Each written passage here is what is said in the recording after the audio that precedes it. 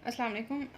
कल हमने जो है वो पढ़ा था कि जो है वो 7 चीज़ें होती हैं जो कि 7 ऑब्जेक्ट्स होते हैं जो कि आप डाटाबेस के अंदर बना सकते हैं, माइक्रोसॉफ्ट एक्सेस के अंदर बना सकते हैं। कौन कौन से थे?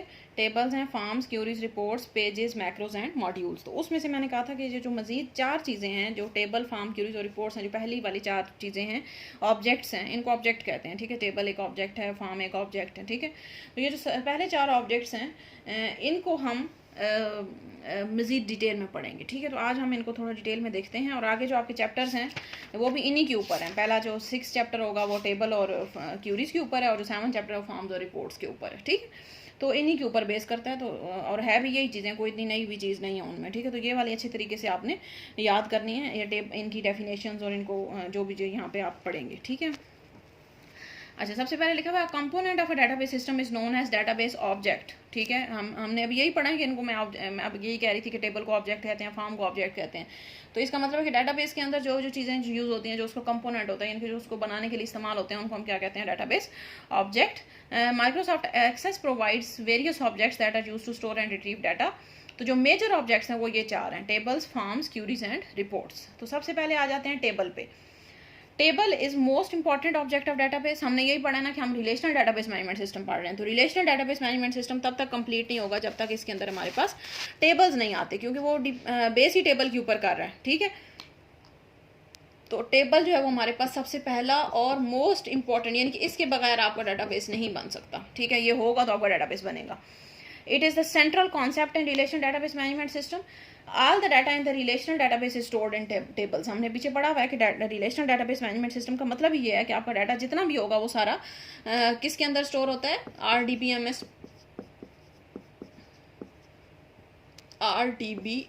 में आपका डाटा जो है वो स्टोर होता है इन फॉर्म ऑफ टेबल्स। ठीक है, टेबल्स की फॉर्म में स्टोर होता है आपका सारा data. Table is known as relation, तो ये भी हम पीछे पढ़ चुके हैं। ठीक है, अब नीचे इसकी एक छोटी सी एग्जांपल दी हुई है, टेबल बनाया हुआ, रजिस्ट्रेशन नंबर, नेम, क्लास। हम काफ़ी इसके एग्जांपल्स कर चुके हैं, काफ़ी सारे हम टेबल बना चुके हैं, बहुत सारे हम इसके ऊपर नॉर्मलाइजेशन तक कर चुके हैं। तो ये सिंपल सी एग्जांपल आप आसानी से दे सकते हैं, कोई भी आप स्टूडेंट की एग्जाम्पल दे दें, टीचर की दे दें, कुछ भी दे दें। ठीक है, आगे table is a collection of related data organized in rows and columns. ये भी हम पढ़ चुके हैं। रोज और कॉल्ड रिकॉर्ड्स, और जो कॉलम्स होते हैं उनको हम क्या कहते हैं? फील्ड्स।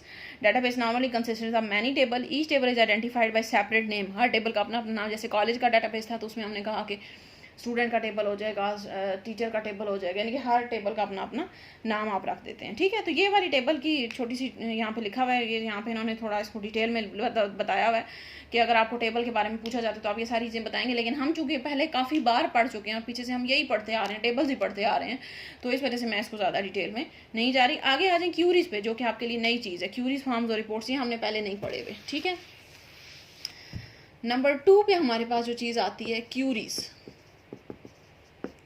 क्यूरीज क्या होते हैं? Statement that extract specific information from the database. Database में से कोई एक चीज़ निकालने के लिए आप जो स्टेटमेंट यूज़ करते हैं। फॉर एग्जांपल मेरे पास एक बहुत बड़ा डेटाबेस है, फॉर एग्जांपल कॉलेज का डेटाबेस है। अब कॉलेज के डेटाबेस में मेरे पास क्या क्या होगा? एक टेबल हो जाएगा फॉर एग्जांपल स्टूडेंट का टेबल, उसके अंदर स्टूडेंट की सारी इन्फॉर्मेशन आ जाएगी। एक टीचर का टेबल हो जाएगा। ठीक है, इसके अलावा फॉर एग्जांपल मेरे पास एक एडमिन का टेबल हो गया, इनके कंप्लीट मेरे पास टेबल्स बन चुके हैं। अब टेबल्स के बाद नेक्स्ट काम होता है क्यूरीज वाला। ठीक है, ये सारे स्टेप बाय स्टेप भी होते हैं। ठीक है, तो अब क्यूरी हमारे पास क्या होती है? इसकी डेफिनेशन क्या है? Statement that extracts the specific information from the data. यानी डाटाबेस में से कोई एक इन्फॉर्मेशन निकालने के लिए जो आप स्टेटमेंट यूज करते हैं उसको हम क्या कहते हैं? क्यूरी। अब इसको डिटेल में देखते हैं। Queries are use to retrieve the required data, यानी कि टेबल्स में तो आप क्या करते हैं? डाटा को स्टोर किया, आपने टेबल्स की फॉर्म में डाटा को स्टोर किया। अब अगर आपने वापस लेनी है कोई चीज, एक्सेस करनी है, तो उसके लिए आप क्यूरी बनाएंगे। ठीक है, data is retrieved according to the criteria given by user. अच्छा, query is written in database using database access language, और वो लैंग्वेज कौन सी है? SQL, यानी कि SQL की लैंग्वेज में हम क्यूरी लिखते हैं। ये नहीं कि हम ऐसे ही कोई भी स्टेटमेंट लिख दें, आपको प्रॉपर सेंटेक्स, प्रॉपर रूल फॉलो करना होता है कि कैसे आपने क्यूरी लिखनी है। ये हम आगे पढ़ेंगे, चैप्टर नंबर जो आपका 7 है कि क्यूरी बनानी कैसे है। ठीक है, फिलहाल यहाँ पे छोटी सी इसकी डेफिनेशन है। Query retrieve data from the database and displays it in the form of table. The user can also change the data. अब नीचे इसकी एग्जांपल पे आ जाएं कि टेबल है आपके पास स्टूडेंट का, अब उसके अंदर है रोल नंबर, नेम, मार्क्स और ग्रेड। अब user executes a query to retrieve the records of student who got more than 600 marks. ठीक है, यानी कि मुझे सारे स्टूडेंट्स मुझे नहीं देखने, मुझे सिर्फ वो वाले स्टूडेंट्स देखने हैं जिनके मार्क्स 600 से ज़्यादा हैं। तो मैं क्या करूँगी, क्यूरी लगा दूंगी। अब क्यूरी लगानी कैसी है वो हम आगे पढ़ेंगे, फिलहाल आप सिर्फ इतना देखें कि आप क्यूरी लगा देंगे। अब क्यूरी से क्या होगा कि अब देखें नीचे आपके पास जो सिर्फ रिकॉर्ड आया है वो आपके पास सिर्फ स्टूडेंट 1, 2 और 3 आया। 4 के हमारे पास 600 से कम थे, 531 मार्क्स से वो नहीं आएगा। बाकी जो 3 स्टूडेंट जिनके 600 से ज़्यादा थे वो आ जाएंगे, ठीक है। तो ऐसी चीज़ को आप क्यूरी कहते हैं, जो कि डाटाबेस से अगर आपने कोई भी एक स्पेसिफिक चीज़ एक्सट्रैक्ट करनी है। अब डाटाबेस तो आपका बहुत बड़ा है ना, ठीक है। जैसे स्टूडेंट्स का डाटाबेस है तो आप फॉर एग्जाम्पल उसमें 600 स्टूडेंट्स का रिकॉर्ड है। तो अब मैं ये तो नहीं ना कि मुझे अगर उसमें से देखना है कि किन लोगों का ए ग्रेड है, तो मैं बैठ के 600 में से सब बारी बारी हर रो को देखना शुरू कर दूंगी कि इसका ए ग्रेड है या नहीं, इसका ए है नहीं या नहीं, इसका ए। तो ऐसे पर्पज़ के लिए आप क्यूरी यूज़ करते हैं कि आप डाटाबेस में से कोई स्पेसिफिक इन्फॉर्मेशन एक्सट्रैक्ट करने के लिए, निकालने के लिए, एक्सट्रैक्ट का मतलब है निकालने के लिए, फिल्टर करने के लिए। तो आप क्या करेंगे, एसक्यूएल में आप क्या करेंगे, उसके ऊपर एक लगा देते हैं, क्यूरी लगा देते हैं, ठीक है। एसक्यूएल जो हमारे पास स्ट्रक्चर्ड क्यूरी लैंग्वेज, इसके नाम ही में लिखा हुआ है क्यूरी लैंग्वेज, यानी कि क्यूरी लगाने के लिए यूज़ होती है, ठीक है। तो आप जैसे फॉर एग्जांपल मेरे पास यहाँ पे टीचर्स का डाटाबेस है, यहाँ पे उनका आईडी लिखा हुआ है, नेम लिखा हुआ है, ठीक है। यहाँ पे आगे फॉर एग्जांपल सैलरी लिखी हुई है 30,000, 40,000, 50,000, ये सैलरी लिखी हुई है। तो अब मुझे ऐसे टीचर्स का रिकॉर्ड निकालना है जिनकी सैलरी फॉर एग्जांपल मैं कहती हूँ 40,000 से ज़्यादा है। तो अब उस जो रिकॉर्ड मेरे पास जो रिजल्ट आएगा उसमें सिर्फ मेरे पास ये जो 2 और 3 वाला है उनका रिकॉर्ड, अब 1 की 30,000 थी वो नहीं आएगी, जो 2 और 3 हैं जो 40,000 वाले हैं वो मेरे पास जो है वो शो हो जाएंगे, ठीक है। तो ऐसे इस चीज़ को हम क्यूरी कहते हैं कि डाटाबेस में से आप कोई स्पेसिफिक इन्फॉर्मेशन एक्सट्रैक्ट करने के लिए, या मैं चाहती हूँ ऐसे स्टूडेंट्स जिनका ग्रेड एफ है वो शो हो जाएं, यानी कि जो फेल वाले स्टूडेंट्स हैं वो शो हो जाएं, तो वो उसके मैं क्यूरी लगा दूंगी। तो मेरे पास सिर्फ टेबल बना हुआ आएगा जिसमें सिर्फ एफ वाले शो हो रहे होंगे, बाकी कोई चीज़ नहीं आएगी, ठीक है। तो ऐसी चीज़ को हम क्या कहते हैं, क्यूरी। ये आपने इसकी डेफिनेशन जो पहला इसमें अंदर दिया हुआ ना, इसका पैराग्राफ, ये आपने अच्छे तरीके से याद करना, और इसकी एक एग्जाम्पल आप जैसे बुक पे एग्जाम्पल दी हुई आपने इस तरह जैसे हमने अभी एक एग्जाम्पल की टीचर की, तो आप कोई भी एग्जाम्पल इसकी एक साथ लाजमी करेंगे, ठीक हो गया। अच्छा, नेक्स्ट है हमारे पास फॉर्म्स एंड रिपोर्ट्स। फॉर्म अब क्या होता है, ये तो हो गए टेबल और क्यूरीज। टेबल जो है वो हम पहले भी काफ़ी दफ़ा पढ़ चुके हैं, लाजमी कंपोनेंट है, जब तक टेबल नहीं बनाएंगे डाटाबेस आपका बनाने का फ़ायदा नहीं है, ठीक है। उस बाद क्यूरी क्या थी, जो कि टेबल से इन्फॉर्मेशन को एक्सट्रैक्ट करने के लिए, जो भी आपको चाहिए इन्फॉर्मेशन उसको एक्सट्रैक्ट करने के लिए यूज़ होती है। थर्ड चीज़ है हमारे पास फॉर्म्स। फॉर्म्स क्या होते हैं, a graphical interface use to interact with the database is called form. Form क्या होता है, ग्राफिकल इंटरफेस है डाटाबेस के साथ इंटरैक्ट करने के लिए। Forms are use to enter data in database. अच्छा, ये बात याद रखनी है कि फॉर्म्स जो है वो हमारे पास क्या होते हैं, इनपुट के लिए यूज होते हैं। फॉर्म्स यूज्ड फॉर इनपुट, ठीक है।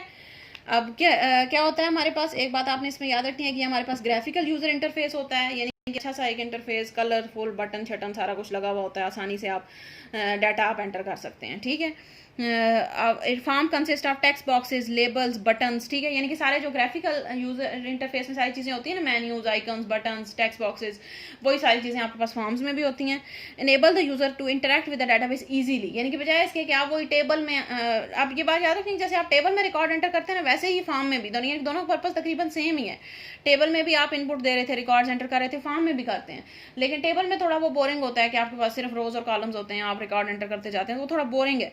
तो ये जो फॉर्म्स होते हैं ये उसी को थोड़ा सा अट्रैक्टिव बनाने के लिए यूज़ किया। और वो कैसे अट्रैक्टिव बनाते हैं, ग्राफिकल यूजर इंटरफेस के थ्रू। अब ग्राफिकल यूजर इंटरफेस में आपके पास क्या क्या चीज़ें आती हैं, बटन्स होते हैं, कलर्स होते हैं, ठीक है, मेन्यूज होती हैं, आइकन्स होते हैं, ठीक है, ये कमांड्स होती हैं, सारी चीज़ें होती हैं आपके पास। तो आप यानी कि आपका जो इंटरफेस होता है वो अट्रैक्टिव हो जाता है, तो आप आसानी से जो है उसके अंदर यानी कि थोड़ा सा आप कलरफुल एनवायरनमेंट आ जाता है, तो आप आसानी से जो है उसके अंदर डाटा एंटर कर सकते हैं, ठीक हो गया। अच्छा, इसके एडवांटेजेस देखें, forms are easy to use, ठीक है। अच्छा, ये लाजमी इसमें एक चीज़ है, ये जो आपने याद रखनी है कि इनपुट के लिए यूज़ होते हैं, ठीक है। अच्छा, इजी टू यूज़ है, ग्राफिकल इंटरफेस है, and interact with database without technical knowledge, यानी कोई आपको टेक्निकल नॉलेज की जरूरत नहीं है, आपके सामने बटन है, आपने क्लिक करना है, ओके हो जाएगा, फिर अगला आएगा, फिर ओके हो जाएगा, यानी कि सिंपल चीज़, जैसे मोबाइल आप यूज़ करते हैं वैसे ही आप फॉर्म्स कर सकते हैं। डिसएडवांटेज देखें, data in the form can not be formatted and forms are only use on computer screen, ठीक है, यानी कि कंप्यूटर होगा तो आप फॉर्म यूज़ कर सकते हैं, और डाटा को फॉर्मेट नहीं कर सकते, यानी कि चेंज नहीं कर सकते उसको आसानी से, ठीक हो गया। अच्छा, नेक्स्ट जो चीज़ है हमारे पास है रिपोर्ट्स। ये तो हो गए फॉर्म्स जो कि इनपुट के लिए यूज़ होते हैं और आपके डाटाबेस को अट्रैक्टिव बनाते हैं, ठीक है, अट्रैक्टिव तरीके से बटन्स वगैरह यूज़ करके आप आसानी से अपना डाटा एंटर कर सकते हैं। रिपोर्ट्स जो होती हैं ये हमारे पास यूज़ होती हैं आउटपुट के लिए। अब रिपोर्ट के नाम से ही ज़ाहिर है कि आपने किसी को रिपोर्ट देनी है, तो रिपोर्ट जो है वो हमारे पास होता है आउटपुट। फॉर्म इनपुट था, रिपोर्ट आपके पास क्या है, आउटपुट है। Reports are use to retrieve and present data in formatted way. जैसे क्यूरीज में था ना कि आप, टेबल्स में था कि आप इनपुट करते हैं और फॉर्म्स में भी इनपुट करते हैं लेकिन अट्रैक्टिव वे में करते हैं। इसी तरह जैसे क्यूरीज में था कि आपने कोई चीज़ एक्सट्रैक्ट करनी है, रिट्रीव करनी है, वो आप करते हैं क्यूरी में, SQL लगा के, क्यूरी लगा के करते हैं। यहाँ पे भी वही काम करते हैं, आउटपुट ही करते हैं लेकिन अट्रैक्टिव वे में करते हैं, ठीक है। तो वो दोनों में सिर्फ यही डिफरेंस है, फॉर्म्स और रिपोर्ट्स अलग, इनपुट आउटपुट। इसी तरह टेबल्स और क्यूरीज वो भी इनपुट और आउटपुट, लेकिन वो थोड़ा वो लेस अट्रैक्टिव वे होता है। और ये जो फॉर्म्स और रिपोर्ट्स हैं इसमें आपके पास बटन्स, मेन्यूज, कलर्स, बैकग्राउंड अच्छा सा वो आप चीज़ें यूज़ करते हैं, ठीक है। क्योंकि ये जो आपका डाटाबेस होता है आपने आगे किसी को प्रेजेंट भी तो करना है, किसी को दिखाना भी तो होता है ना। तो इसलिए आप ये फॉर्म्स और रिपोर्ट्स यूज़ करके अपने डाटाबेस को अट्रैक्टिव बनाते हैं, ताकि कोई भी पर्सन आपके डाटाबेस को देखे तो उसको अच्छा लगे, आपका कंपनी का डाटाबेस अच्छा लगे आपको। तो इसके लिए आप ये जो फॉर्म्स और रिपोर्ट्स ये जो इंट्रोड्यूस करवाए गए, वरना जो आपका काम था वो टेबल और क्यूरी से भी चल रहा था, ठीक है। तो ये फॉर्म्स और रिपोर्ट्स आपके डाटाबेस को कलरफुल और अट्रैक्टिव बनाने के लिए यूज़ होते हैं, ठीक है। Reports are use to retrieve and present data in formatted way. The information on report is arrange in different ways. आप यानी कि डिफरेंट इसके अंदर ऑप्शंस होते हैं, आप ग्राफ्स बना सकते हैं, चार्ट्स बना सकते हैं, टेबल्स। अब सारे आउटपुट आपने शो करनी है ना कि आपका, फॉर एग्जांपल मैंने बताना है कि मेरे इतने स्टूडेंट पास हैं, इतने फेल हैं, तो आप उनका चार्ट बना दें या ग्राफ बना दें, ठीक है। तो ये चीज़ें आप इसमें बना के आप अपने डाटा को रिपोर्ट कर सकते हैं, आउटपुट बना सकते हैं। चार्ट्स होते हैं, ग्राफ्स होते हैं, ठीक है, कलर्स हैं, मेन्यूज़ हैं, वो सारी वही सारी चीज़ें हैं ग्राफिकल वाली, ठीक है। उसके बाद आप डिफरेंट तरीक़ों से अरेंज कर सकते हैं, टेबल की फॉर्म में अरेंज कर सकते हैं, उसके बाद आप इसको पिक्चर की फॉर्म में अरेंज कर सकते हैं, ठीक है। डिफरेंट तरीके होते हैं जैसे आप डाटा को अरेंज कर सकते हैं, सॉर्ट कर सकते हैं, ठीक है। अच्छा, reports are very important in making key decisions. अब रिपोर्ट्स किस लिए यूज़ होती हैं, यूज़ हमारे पास इसका क्या है, मेकिंग डिसीजंस। कि आप जैसे फॉर एग्जांपल मैंने एक रिपोर्ट बनाई जिसमें मैंने लिखा हुआ है कि मेरे इतने स्टूडेंट जो हैं वो फेल हैं, तो अब इसको, इसकी बेस पे हम आगे कोई मजीद डिसीजन ले सकते हैं कि अब ये इतने स्टूडेंट्स फेल क्यों हो रहे हैं, अब इनका क्या रीज़न है, इनको मजीद इंप्रूवमेंट कैसे लाई जा सकती है। तो ये डिसीजन, इस टाइप के डिसीजन होते हैं कि आप ज़ाहिर आउटपुट आपके पास एक रिजल्ट होगा, एक रिपोर्ट होगी, तो उसकी बेस पे ही आप कोई डिसीजन ले सकते हैं ना, ठीक है। The user can print the reports to send them. अब ये जो बाकी चीज़ें थी ना, टेबल, क्यूरीज, फॉर्म्स, इनको हम प्रिंट नहीं करते। हम ये जो आगे किसी को आपने प्रेजेंट करना है, जैसे फॉर एग्जांपल मैं बोर्ड को प्रेजेंट करना चाहती हूँ कि ये मेरा रिजल्ट है, तो मैं टेबल या फॉर्म या क्यूरीज नहीं भेजूंगी, मैं क्या भेजूंगी, अपनी रिपोर्ट भेजूंगी। तो इस वजह से रिपोर्ट को आप प्रिंट भी कर सकते हैं आसानी से। बल्कि जैसे कि आप रिपोर्ट बनाते हैं ना MS एक्सेस में, तो साथ ही प्रिंट का ऑप्शन भी आ जाता है, तो आप ऐसी चीज़ों को आप प्रिंट करके आगे सेंड करते हैं, ठीक है। तो ये भी एक इंपॉर्टेंट चीज़ है कि आप इसको प्रिंट भी करते हैं, ठीक है। एडवांटेजेस के देख लें, provide quick results, help in making important decisions, ठीक है, हम ऊपर पढ़ चुके हैं। Display process data using graph and chart and can be printed और ईमेल्ड इजीली, ठीक है। नेक्स्ट है disadvantages, reports can not be modified. एक दफ़ा आपने बना दी रिपोर्ट, उसमें आप अब चेंज नहीं कर सकते। अब अगर आपने चेंज करना है तो दोबारा बनानी पड़ेगी, ये एक इसका डिसएडवांटेज होता है।